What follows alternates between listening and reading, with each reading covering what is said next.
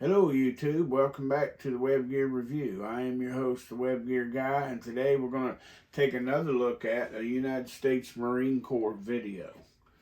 Right here, what we have is a typical, maybe a combat loadout for the Marines hitting the beach at Saipan, 1944 in the Marina Islands.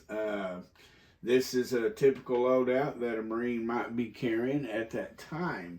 In 1944, they were wearing a mixed set of gear, the way I understand it. They wasn't all frog skinned out in the suits.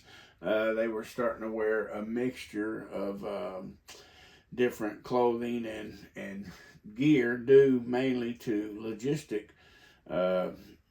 problems and things like that. You're talking about a massive logistics, moving all the men and equipment throughout the world at that time. But anyway, what we have here is we're looking at a loadout here today. Let me just kind of turn it around. First of all, we're going to be featuring the I'm sorry about that. We're going to be featuring the third pattern United States Marine Corps Haversack. In another video shortly coming up, we'll take a close look at. But what you're looking at here is a third pattern Haversack. I wish I had the bayonet to go here, but I just don't have one, and at this point in time, I'm probably not going to get one anytime soon. So anyway, we're on with the video. But anyway, let's turn back around to the front here, and let's kind of go over the gear that this Marine would be carrying. First of all, we got an M1 helmet, but as you guys have watched some other videos, you'll know this is a Vietnam issue, not a World War II version. I don't have a World War II version, so I'm just kind of put this together to give you a basic ideal of what a Marine would be wearing. But he's got his steel helmet on. This here is a third pattern HBT jacket. Has the double pleat pockets. I have a video on this very jacket. You can look it up. Go to my webpage on YouTube and hit the videos, and you'll find a whole series of videos on these HBT jackets that I have. But this here does have the 13 star buttons and all that. This particular one has a gas flap. But anyway, if you want to know the difference in the first, second, and third patterns, go to my videos and check it out. But anyway, let's move on. He's wearing an M-1943 cartridge belt. This one here has the aluminum buckle and stuff there. He's wearing right here, he's got an M-1924 first aid pouch that he has right there.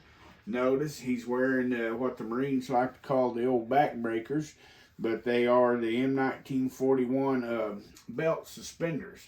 They just simply hook into the belt right there, and they help carry this load of ammunition that the Marine would be carrying into battle. Now, what type of belt they would wear would depend on what type of gun or weapon they were carrying. But anyway, let's turn on around here and let's take a look at what he's got. On the back side, he's carrying two M1910 canteens. And yes, I wish I had some Marine Corps style to show you, but I don't. So to get the full effect, I've got what I've got here to show you. I have no Marine Corps, specifically Marine Corps canteen covers. Although I'm sure out of the whole movement in the Pacific, in fact, I do know they used Army equipment also. So anyway, we got some M1910 canteen pouches right here. Notice he's got the third pattern M1941 pack on here, Haversack. This is the last of the dog ear packs.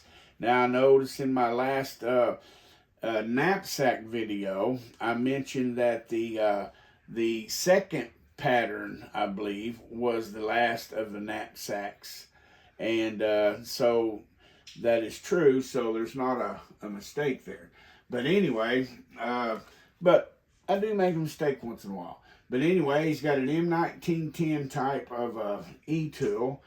And this was the E-tool that was the M-1910 was the E-tool mostly carried by the Marine Corps during World War II. Yes, they did have their own unique E-tool, which was basically a copy of an M-1910, and it was reinforced up in here. The head is kind of unique. So I don't have one of those, but this is a correct E-tool for the time period. This is an M-1928 E-tool cover, which this one is stamped U.S., but the ones in the Marine were very similar to that. They used the M-1910, the M-1928, and they had their own style, which just changed just a little different. But anyway, up here, he's carrying a poncho, tied, strapped to the top of his haversack there. And he's ready to go into combat. So let's just take another look at him as we kind of swirl him around here and just kind of see what he's wearing here. And let's take a look. As you see this gear here, now see these loose straps hanging down? Now, from my knowledge, from reading, before they would go into combat, if they had time, they would take loose straps like this and they'd roll that stuff all up nice and tight. See that? Where this stuff wouldn't just be flopping to get hung around. But as I read through different books, I've noticed the Marines, that they'd be sitting around waiting to move sometimes. They would take the time and they would roll all these loose ends and stuff like that up to